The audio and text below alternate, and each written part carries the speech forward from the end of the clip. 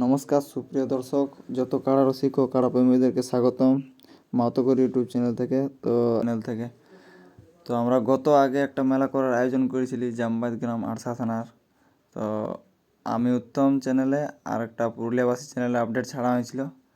তো দুঃখের বিষয় হলে আমার দিদিমা মারা যাওয়ার কারণে লড়াইটা আমরা ক্যান্সেল করি।